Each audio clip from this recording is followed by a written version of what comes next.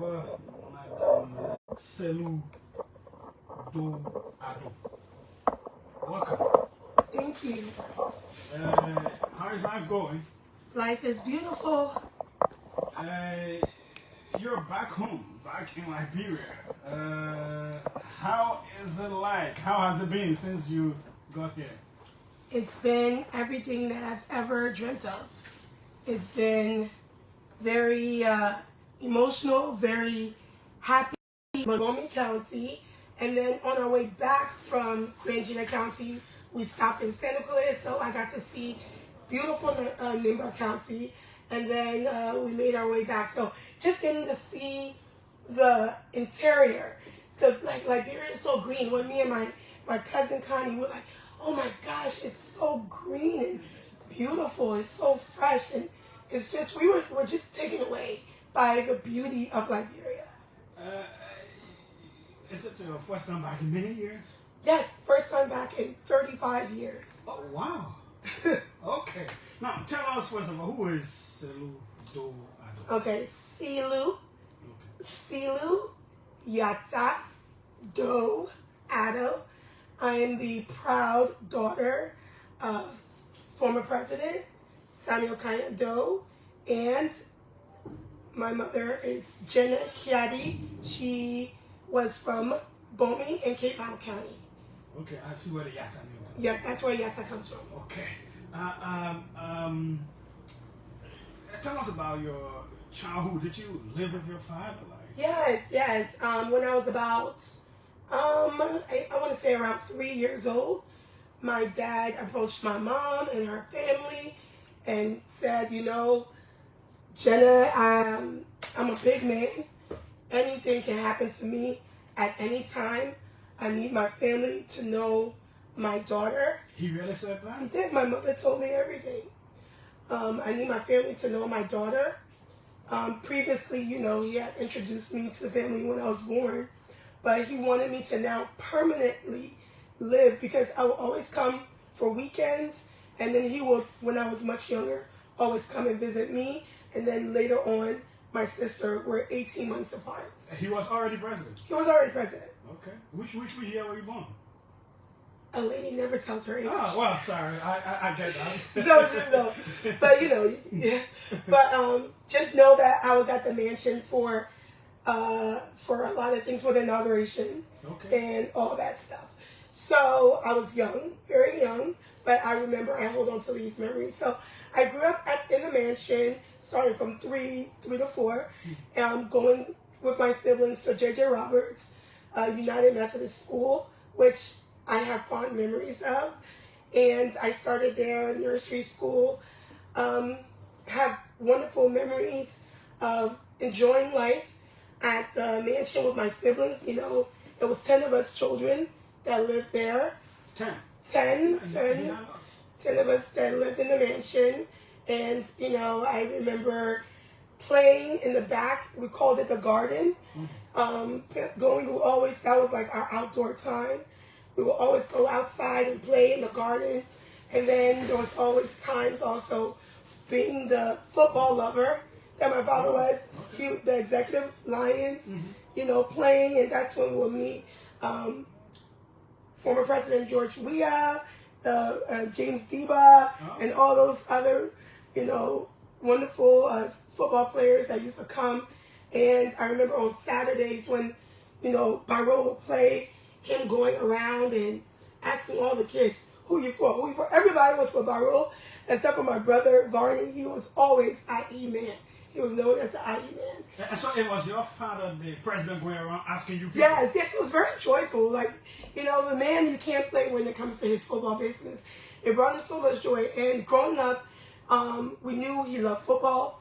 We knew education was big. We went to school, came home from school. We had what we call study class, where we'll have a study class teacher, which is another like tutoring, going over our homework and more teaching.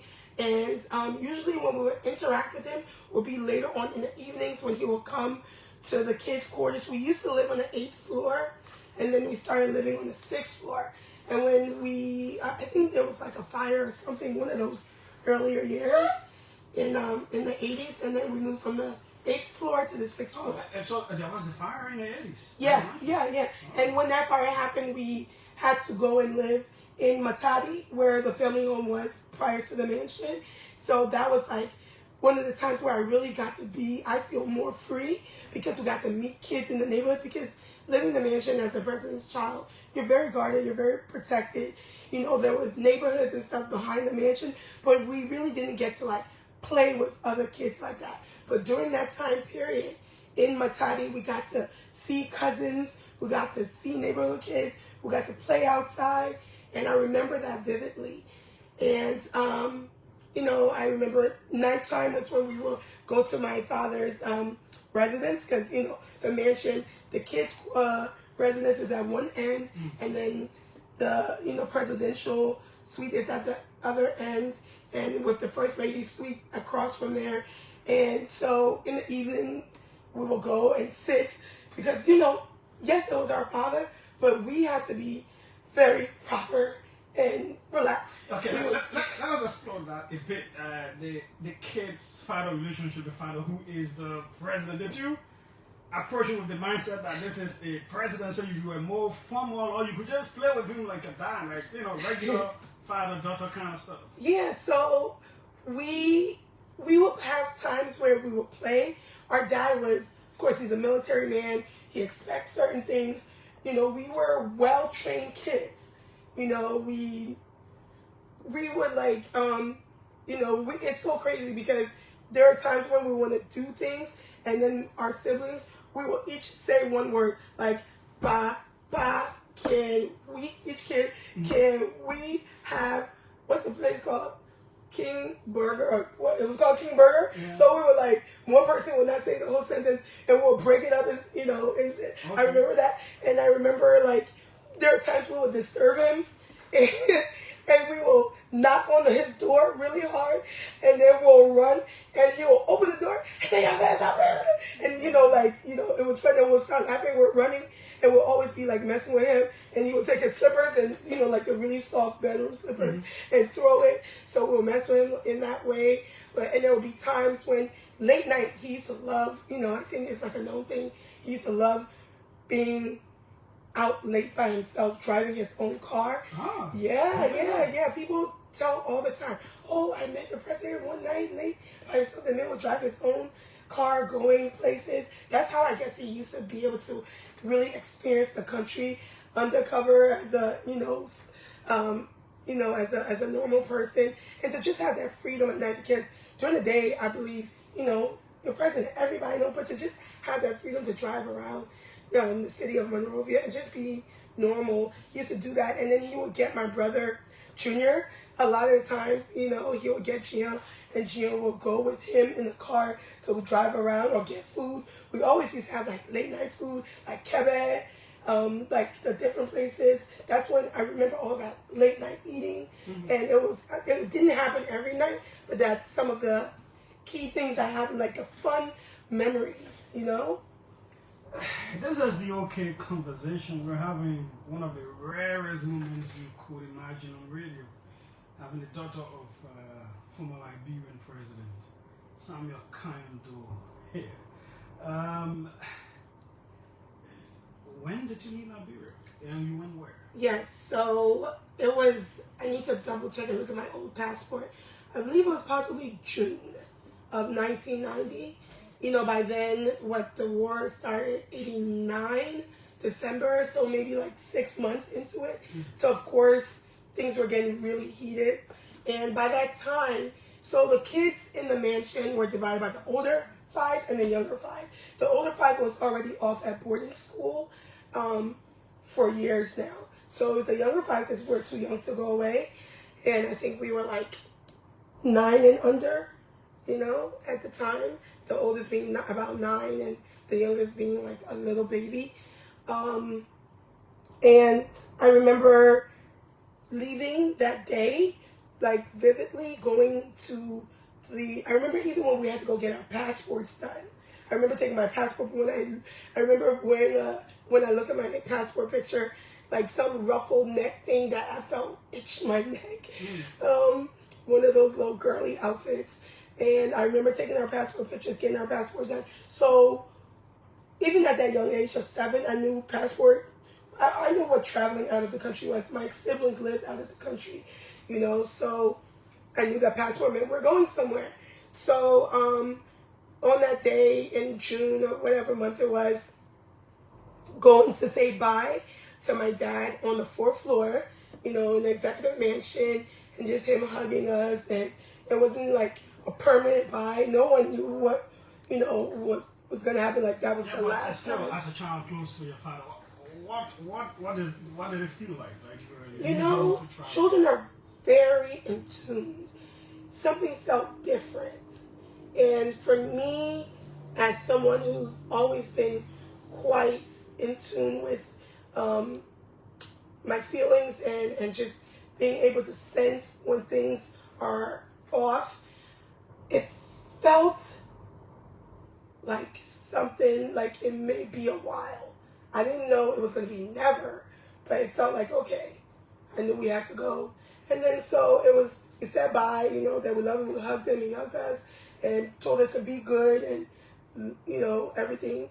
And then we went to the airport and got on the plane. I don't know if it was Air Liberia or Air SKD, the private plane, and flew to London. We had a family home in London, and then a few months later, from June, July, August, and then the news came that fateful September 9th night that he was no more. How did you get the news? So, my brother Varney and I fell asleep in front of the TV. So remember, these are kids, we love watching TV. And I even remember there was a show, music, you know, like a jukebox show, music channel, and there was a show called Top of the Pop, something Top of the Charts or Pop of the Charts. And we were watching TV, and we fell asleep in the living room watching TV. And I don't know what time it was that I woke up in the middle of the night off the floor. We fell asleep on the floor in front of the TV. And my brother Varney remained sleeping on the floor. I just, you know, sleepily got up like, okay, I have to go upstairs to my room. And the security guards, because we traveled with our staff, and there was the private bodyguards, the nannies, all that, the whole full First Family staff. And there was a gentleman by the name of Mr. Martha, you know, and he was primarily assigned to the First Lady. So the security guard's room was right at the entrance of the front door. And to get upstairs, the stairs is by the front door of our home. So he came, opened the door, and I lied to you not. He said in the most uncaring way, "Your pa died." Ah, seriously? Yep. Your pa died. And I was like, okay, so imagine my little 7-year-old brain trying to process this. Oh, maybe, yeah, actually, at that time, so it's September, I turned 8 in August. My birthday is August 15th. So I had just turned 8, not barely 8, 3 weeks into it. And Mr. Mata said, "Your pa died." And I didn't fully register and comprehend what was being told to me as a little child. So I continued up the stairs, and then I knew that it was true when I heard my mother, the First Lady, crying in the room, like profusely and bitterly crying. That's when it hit me, and in my 8-year-old girl brain, that I no longer had a father. And from that moment on, life was never the same.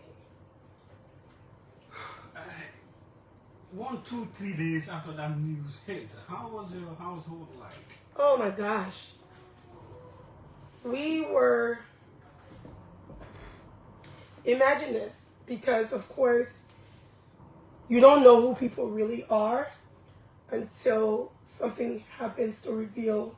Because there are people serving the president, don't mean they like the president. It's a job, you know? So some of the people that we came with was now threatening our lives to harm us. Wow. there was, fear, there was chaos in terms of, our mother trying to figure out now she has these small children, and then we had to send, she had to send for the older kids who were at boarding school to now come home and be with us, because of course we just lost our dad. The family needed to be together. So I remember them coming home. It was a very sad time. The paparazzi would show up at our door and wanting to get, because, it was a very nice, prestigious neighborhood in London. And the neighbors, people knew it was the first family from Liberia that lived there. And the paparazzi knew. The press came trying to get reaction to statements or whatever. So it was kind of like being harassed, harassing our mom and trying to get her to speak. And I remember another trauma moment. So there was a corner store. One of the great things about living in London at the time, we was able to be free little kids, going to the neighborhood corner store, buying candy, just eating a whole lot of sugar. And then I remember soon after that, going to the local corner store, maybe not even a block, and there was a newspaper on the counter. Like, I went to go pay for the candy as an 8-year-old child, and in the cover of the newspaper was the image of my dad being captured, and of course, with no clothes on or whatever. I just, that thing just burned in my, and it's just now I'm talking about it, it's sending chills down my spine.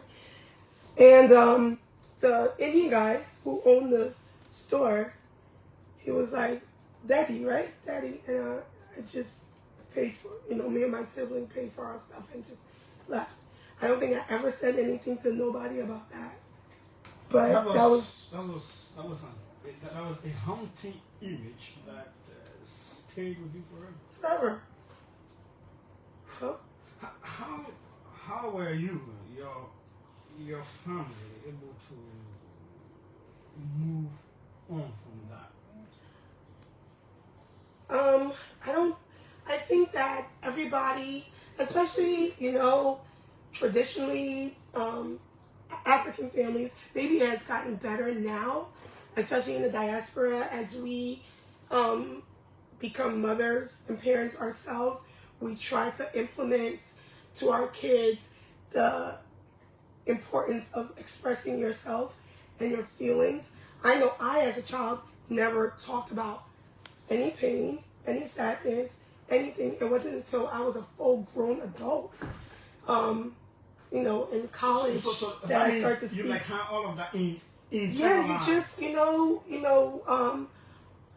was I don't even think to each other as siblings, you say, I don't remember ever having a conversation. Maybe to like the sibling you're really close to, you say, I really miss Papa, or stuff like that. And at that point, I guess you really didn't understand the full weight of what had happened, whether it was the politics and everything else happening. Knew nothing about that. Knew nothing about that. We just knew a war, I guess, had come to Liberia because, since we, landed in London, we were in communication with our dad. He would call. We would all get to talk to him on the phone. Papa, Papa, he would check on, talk to us. And we'll be like, Papa calling. And we'll talk. And so it's not like there was no communication until there was no communication. Wow. What do you do these days? Who are you? What are you involved with? Okay, sure. Well, I am a wife. I'm married to my amazing, most loving, extremely handsome husband. You are making I'm a woman jealous. in love, so let me just say. And you're just making me jealous. Yes, don't be jealous. I'm sure you have a beautiful queen yourself. So I have, his name is Brian, Mr. Brian Addo. He is from Ghanaian origin, though he was born and raised in Brooklyn, New York, United States. but he is a Ghanaian king, and we have two beautiful girls. A 12-year-old by the name of Emma J, who is, I believe, my father's dream come true with her being an amazing football star.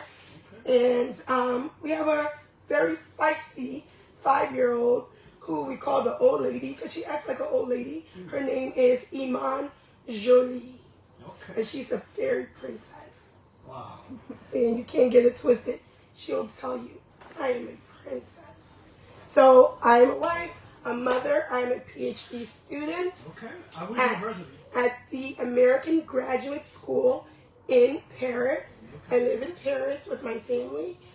Prior to that, I was in the United States, in the state of New Jersey, and got my bachelor's in broadcasting, in electronic media. So I know about all of this. Yeah.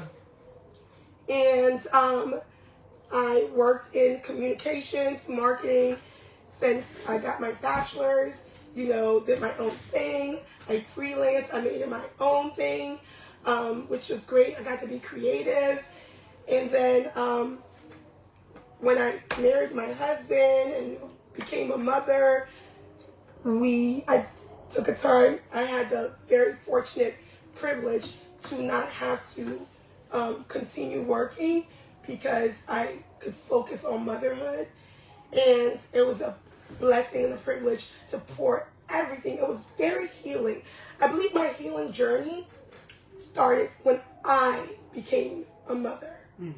So everything that I wished for as a child, everything I wanted as a child, the healing began when I found out I was with child, when I was pregnant.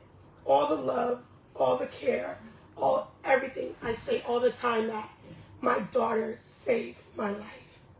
Because even though I gave life to her, she gave me life and purpose. And prior to that, I already started my own personal healing journey of, seeking out therapy, because trust and believe, my mental health growing up was very damaged. We went through a lot. After moving from the UK, from London, we lived in Paris for a year, and then all the changes. And then there's a lot of changes that happened with us as a family. Things changed. A lot of trauma that had to be processed. So when I was old enough to seek therapy and know that I needed therapy to overcome my anxiety, my depression, just being able to really, for the first time, process and start the healing journey. I did that before becoming a mom and continue on. And even when I was pregnant with my second child, I was still in therapy, waddling to therapy, because I believe in therapy. Your mental health is so important. And I know that I have so many unresolved issues. Remember I told you that I didn't get to see my birth mom because I was so young. I barely remember living with her. I have like 1 or 2 core memories. But it's like blurry. So it's knowing that there was a woman out there that was my mom that was not in my life. And since then there was no communication with her? Not until 2004. Okay. And thanks to my uncle, the late Celue Doe, he was very, very instrumental in connecting me with my mom. Sadly, she passed away in 2009. My condolences. So thank you. So my uncle, peace be to him, that he was, when he had returned to Liberia, my mom always was searching for me and my sister. She always, all throughout the war, she wanted that communication. So I remember I was at school in Switzerland during my junior year of college. I did study abroad. I've always been like a global kid. I'm an international person. The world has always been what I feel is my oyster, like my playground. So I'm very passionate about exploring the world. I know that life is not just in your small town and city. If you have the opportunity to travel, you should, because that's where you gain so much knowledge. So I went to school in Switzerland at Franklin College in Lugano, Switzerland. And my uncle was very much persistent, and I'm thankful that he was so persistent, because had he not been persistent, I would not have ever known my mother. Because remember, this is 2004, and my mom died 2009. And that burden, that weight would have haunted me for the rest of my life. So from that moment, when we started communicating in 2004, the plan and the dream was always to reunite with her and my sister. You know, my sister, of course, we were together in the U.S., but sadly, she got sick and died. But 2004, 2005, 2006, 2007, like 6 years, I got to learn so much about who I was. She told me, I wanted to know everything. I wanted to know. That was communicating through the phone. Phone.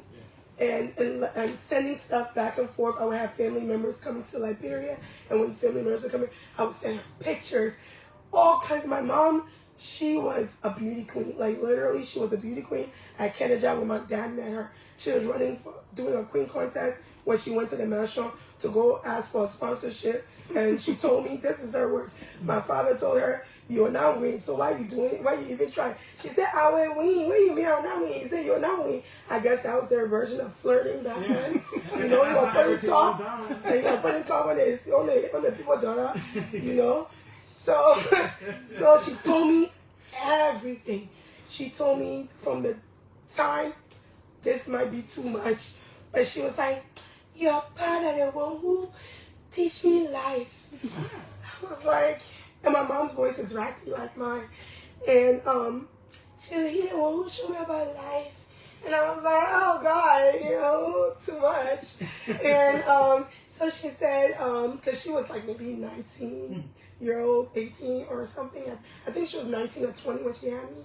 But she met him like, I think 1980 she met him, because he was newly, you know, in power. And she told me, you know, how they met, when she became pregnant, when he came to the family, what he put in place, going to my grandmother, paying, I guess what we can call dowry, because he took all this stuff and, you know, said he's going to take care of her. They had to call all the family. She gave birth to me August 15th, 1982. There goes the age. At JFK Hospital. And she told me how, and this is just, I'm so grateful to know all this, how she was in pain, and the pain was too much, and she was so small. And the man said, "Oh, Janet, oh God." And they almost do operation because, but she didn't end up doing the operation.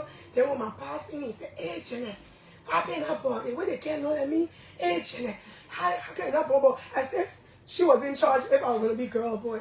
So she told me, she said, "Oh, Celue, your pa love you so much. That man used to come to us in there. I guess when he used to do his solo drive." Yeah. When he come to us, then when he was small, you know, when you started walking, and the man used to kind of like a strong military man. And then you used to be scared, honey. He said one day he grabbed you. He said, "I'm your father. Don't you ever be afraid of me. I'm your father, okay? Celue?"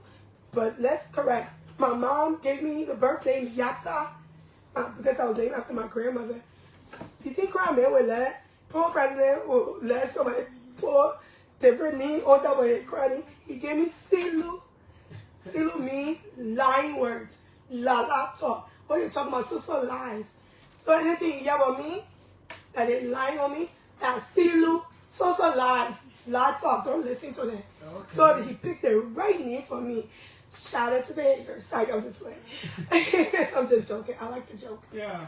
Now, in terms of your PhD, what are you studying? I'm studying diplomacy and international relations, and my thesis that I am deciding to focus on is whether or not did Liberia's rebranding during post-conflict Liberia after the war and everything, did the rebranding strategies, right, from a war-tone, violent, cannibalistic, the images that was on there about the country for how many years? Many, many years. Almost 2 decades. Yeah, almost 2 decades. Did what the government did to try to shape and change the image of Liberia, did those strategies impact the nation receiving significant development assistance? Did it help? Did, showing through rebuilding their relationships regionally with, the Mana River Union and rebuilding relationships with ECOWAS and the AU, because remember, Liberia's war spilled over the border and, and caused destabilization in these other countries too. So did Liberia strategies that they put in place, help attract more international aid for development? So, with the good governance practices, with the efforts and initiatives of the former President Ellen Johnson Sirleaf and the people that came after, because I don't know if technically it was still post-war, but I'm going to take my research from 2006 up to 2003.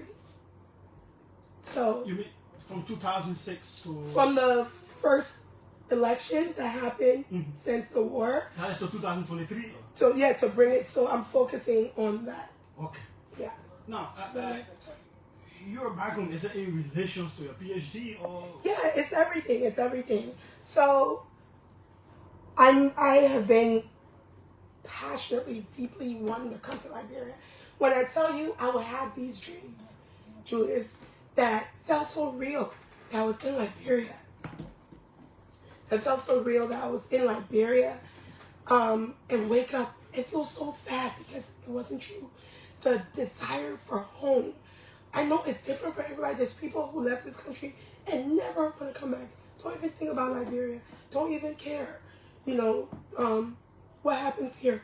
But for whatever reason, my spirit, my desire, I don't know if because I always felt the love that my father had for this country was possibly passed through me. I just always wanted to be here. And it took a while for the war to end. And by that time, I'm in college. I'm getting to be a young adult. After that, I'm starting my family. I'm doing all that stuff. And now, my PhD has a huge part to play because me researching about Liberia, my topic, I need to be in touch. It can be a little difficult because you get the information. I need to, because this is not, what happened, Liberia stuff is not in books. You have to talk to the people. I have to talk to people who were involved, people at the finance ministry, people, foreign ministry, people who did things diplomatically, economically, people, I have to talk to people who's in academia, professors, people who were really, I need to talk to historians, I need to be on ground. So I came to establish those relationships, and I also came to see my people. And my people is the Liberian people, because one thing I always felt in my heart and knew is that Doe loves his people. And that's one of the reasons he's dead, because the man could have said himself, how many times I tried to get him to leave? And when I leave, say he, hit people. So we find ourselves fatherless, and many people are fatherless. President Doe did not leave because he didn't want to leave his country. So I felt the need to come, see my people, identify with my people. When I first got here, I went to see my mom's family in Pummy, went to my mom's grave, saw my mom's family, all my relatives, went to my grandparents' grave in our family's village, Wekama. And then I made the journey to Grand Gedeh County, and I can't tell you how amazing that felt. I went on this journey because it's about peace, reconciliation, unity. Let me ask you a question in line with that.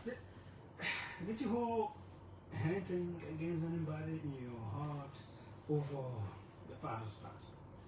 No, I believe that in life, everything happens the way God wants it to happen. And one thing I need to make very clear is that my faith in God is so strong. As a Christian woman, and I put God first with everything, through prayer, through seeking spiritual counsel, and just being covered and protected by the blood of Jesus and trusting in God. I'm from me and my husband, we pray heavily. We know in life we battle not against flesh and blood. Against principalities and powers. Exactly. Rulers of darkness. So if you are not rooted in Christ, you can be destroyed. So you have to have a strong, not only mindset and belief in yourself, but your faith in God cannot be weak. You cannot, because God is the light and the truth, and my life goes according to his will for me. I was in prayer. If I could have came back a long time ago, but God said not yet. So as a believer, as a Christian, there's no way I can have any hate in my heart for anyone. You talked about passing through Nimba to go to Grand Gedeh, and then you're coming back. And you spoke in so much glowing terms, and you're talking about reconciliation, peace, and all of that. Weave us through that, passing through Nimba to Grand Gedeh.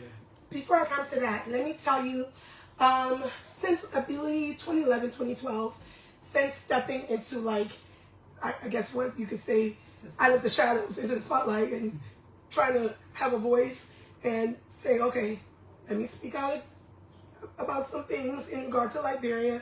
I'm a fully grown woman. I'm a learned, educated woman. I'm learning more about Liberia and our history and our past and current and stuff.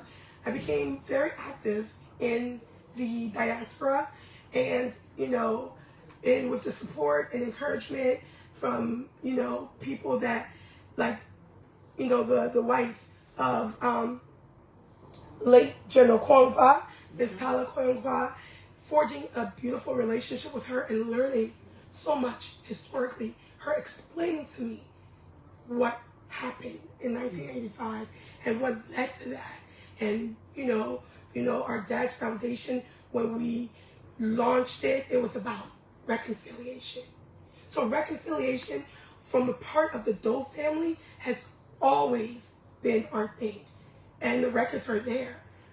I personally reached out to her. I reached out to Madam Wilkie Tolbert, had beautiful conversations with her, the daughter of President Tolbert, and she shared things with me that, I do not think needs to be said. But when I tell you, it was a peaceful, beautiful conversation. And the takeaway from that, I was like, wow, if we Liberians can just really know, those of us who got the last names that are constantly, people are going against each other for, to see that we do not hate each other, Liberia will be a much less polarized society. Because to me, tribalism is silly. Hating someone based on where their ancestors are from regionally, to be simply hated because somebody is Va, Basa, Gola, Kran, Kio, Mano, and what have you, it just makes no sense to me, especially coming from a place where when I finally, as an adult, started interacting with Liberians and making some few close friends, and the friends that I allowed into my personal life are people from that you would think I would stay away from. The great sons and daughters of Nimba County. One of my best friends, who is a brother to me, is Owen Johnson Twazama, the grandson of Chief Twazama from Nimba, and a nephew to Senator the late Prince Johnson, a family member, and my closest sisters, friends that will do anything for me are queens. Even my brother married someone from Nimba, just like it used to be before. I mean, we were intermarried, intertwined people, one people. But sadly, division came between us with lies, propaganda.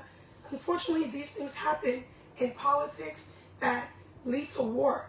And 250,000 souls bled through this soil of Liberia senselessly because of what? Because of what? Are we happy? We happy now? Anybody satisfied? Anybody say, yeah, all the people didn't die in good. People lost their families, their everything, their whole world. There were children who were in school. People never got to finish school, had to run out of the country, come back. People who were seniors in high school. Everybody's life got destroyed. So I see that and I say, Celue, what can you do?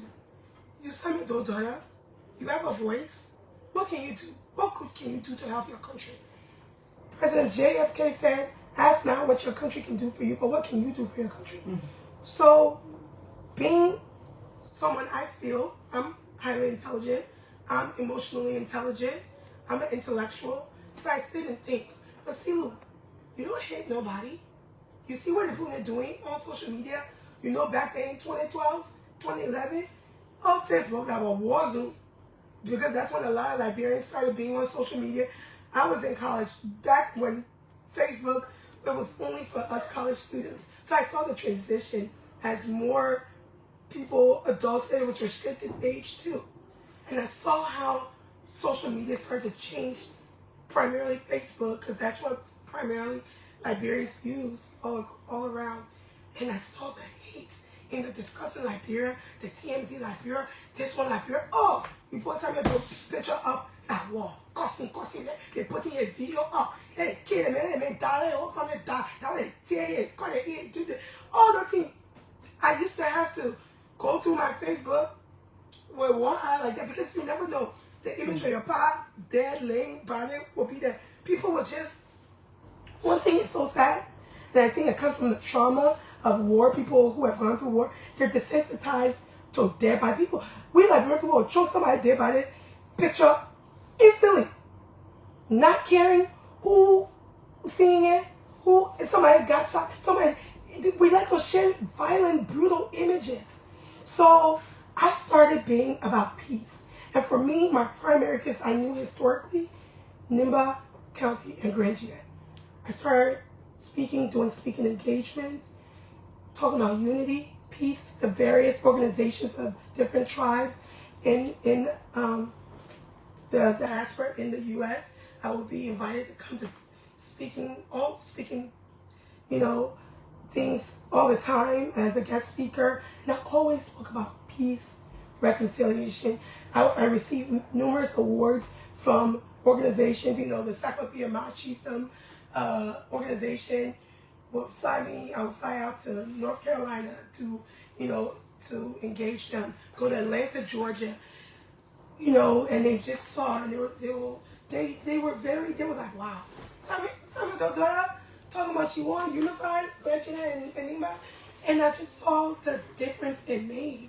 And people who were with me, a lady by the name of Yacindy Martin, she told me, she was like, Celue, she made a comment on the post with Ambassador Tico Yorley about me coming to Liberia and, doing peace and reconciliation. She was like, Celue, you've been doing this for over a decade.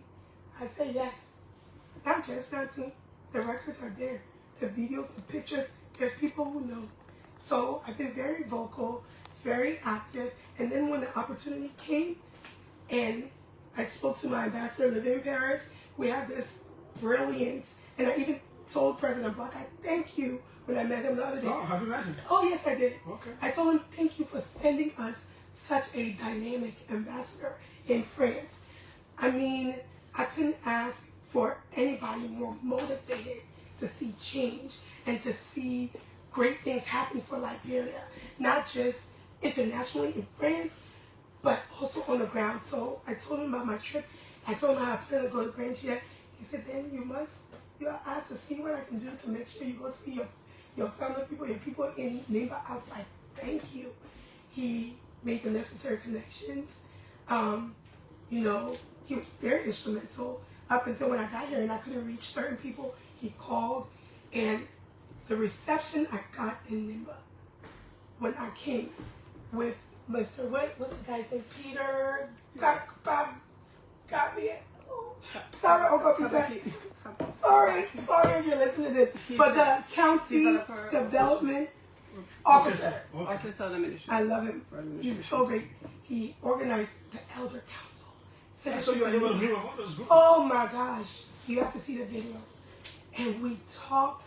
There were citizens in the media right in Senegal at the administration building. And it was just powerful. We led with prayer and we ended with prayer. I came from the heart. I said, if you were to cut my heart open right now and look in, you will not see one hate for the people of Nimba. And that's exactly what it should be. What do you make of the government's move, President Bouaga's move for the reburial? Oh, I'm so grateful. I'm so thankful. I'm so appreciative. And when I met the president, that was what I said to him. I said, Mr. President, never. No one had the fortitude. No one had the desire. No one had the care to think of doing this. What he's deciding to do, I feel like it will really help in the healing of Liberia.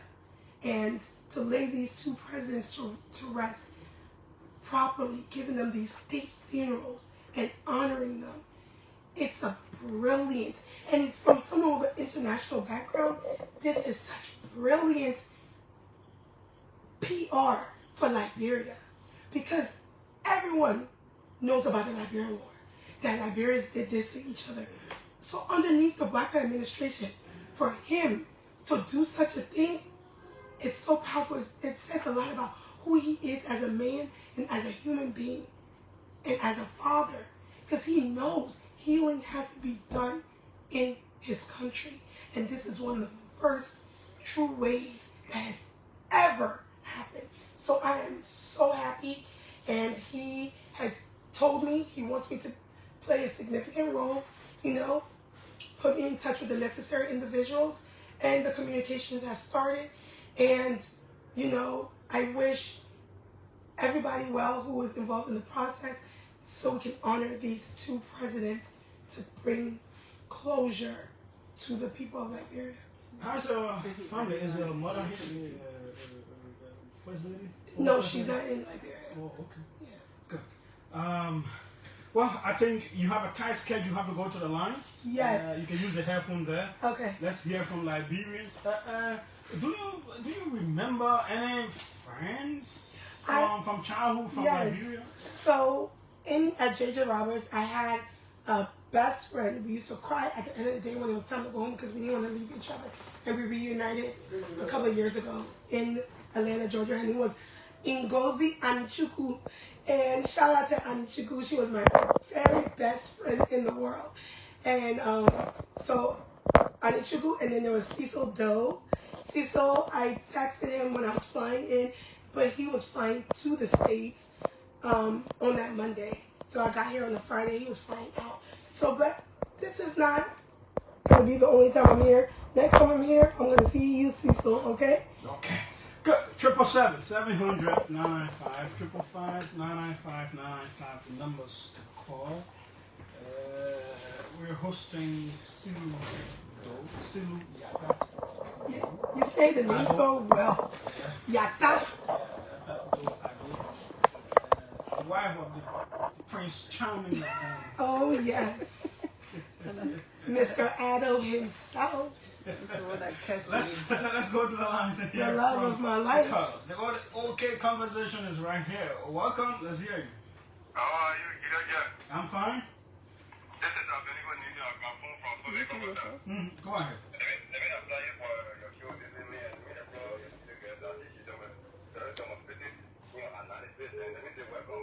Thank you. And I hope and pray that you're going with the actual life and that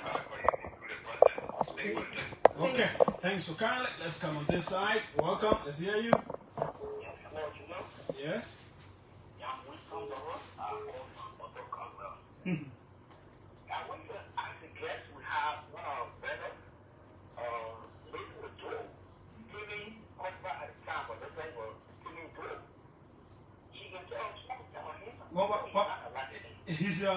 He was your brother, but he was staying with the former president.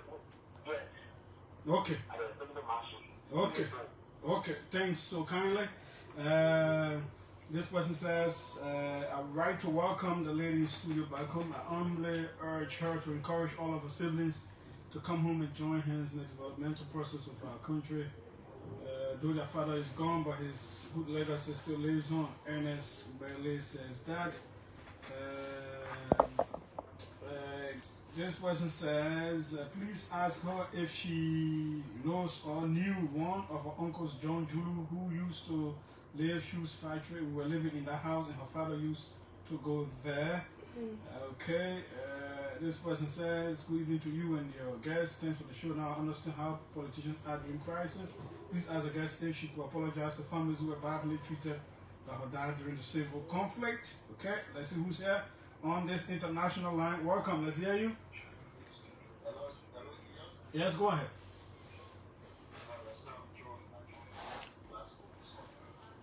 From Scotland, let's hear you. Alright, thank you. So, I want to say I empathize with the story of Celue. I saw how emotional she was when she was explaining. But I think at some point that she was being pretentious of the fact of why she came to Liberia. I speak with fact to this. The last time I wrote on my page, I think she got me up on. The fact is, she never had anybody to come to Liberia anytime soon. And she said she was engaged by the ambassador from France, the Liberian ambassador in France, Celue and Rich everything. And that all came from the son of the president, Mr. Joseph Jr. How you know all of that? Were you involved in it? How do you know?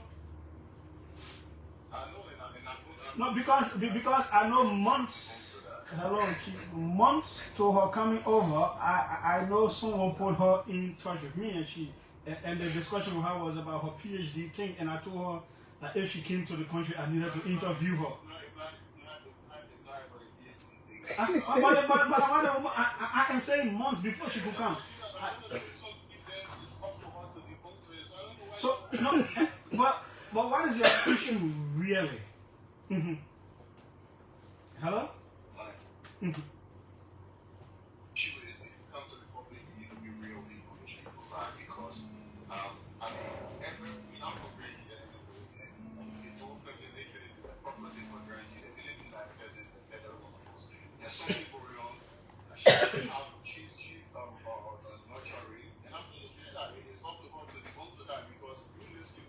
What is it? What's the issue, Chief? Just go quickly. But I am giving you the time. I said go to the issue.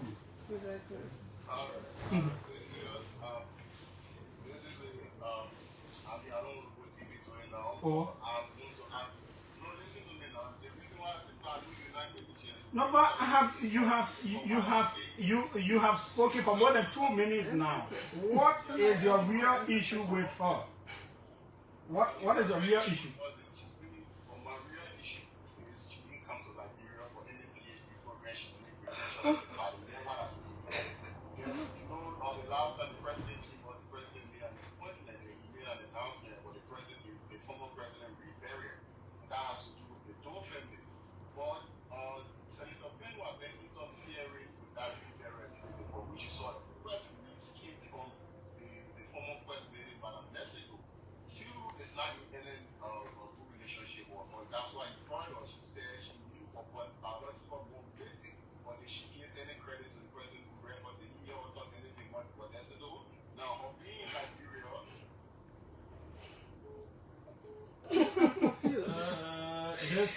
This call from the US interrupted you. You call it on WhatsApp. Okay. She is right here and she will respond. Welcome. Let's hear you. Hello? Yes, good afternoon. Yes, go ahead. Let's hear you. Yeah, this is Cyrus McGee, and I'm calling you from Minneapolis area here in Minnesota, and I'd like to say thanks to you as always for a splendid presentation, and thanks to your guest. Ms. Celue, it's wonderful hearing you explaining that story. People will say all sorts of things, but hearing from a person like you, and the way you are pushing for reconciliation, even though you are one of the first victims of Liberia, we'd like to welcome that. Keep up the good work. We hope that others who are also victims of the war can join in this and join us. This is a splendid opportunity if President White could look at this young lady and probably make her like one of the next big ambassador. Let us start something that will jumpstart the peace process and unify our people. You know, there are messages from the people of Liberia, the people of Grand Gedeh, or counties that are interrelated. Liberia has supposed to be rallying around this young lady, bring out other people who are victims of the war, and let's start to foster the peace process. You know, like thank you so much. Okay, thanks so kindly as well. Let's take 3 more and we come back to her. Welcome. Let's hear you. Yes, go ahead. Let's hear you.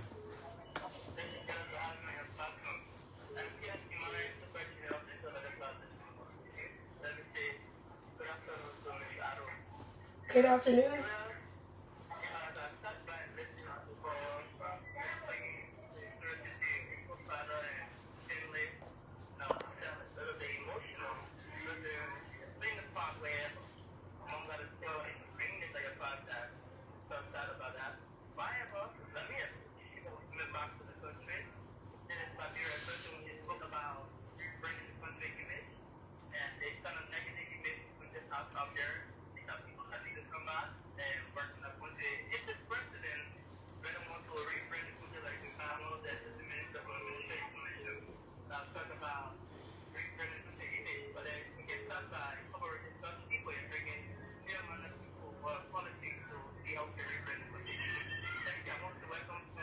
Thank you. Okay, Thank you. thanks so kindly. Let's take a few more. Let's see who's on this side. This is former Grand Gedeh County Superintendent Brown Tate. Welcome. Let's hear you, sir. Yes, thank you so much. And let me say thank you. You know, I listened to her story and it was so touching. Thank God that you didn't have to follow up, you know, to make arrangements that when she comes to appear on the show. I follow her also through Facebook. I did a recent meeting with family people and other things. But I have a question to ask her. You know, in the society we are now, we need an institution and a voice. Because all of us will not speak. If you look, EWP, they stay alive. They got their people. They stay here. Chancellor, NPP, they stay alive. But your fellow NDPL, who benefited from it, that's it, and it's in and now. They wanted to statue to Grand Gedeh. How do you feel about it? Because these are institutions that defend the people. Okay. Thanks so kindly. The National Democratic Party of Liberia, DPL. Welcome. Let's hear you. Hello. Yes, go ahead. Let's hear you.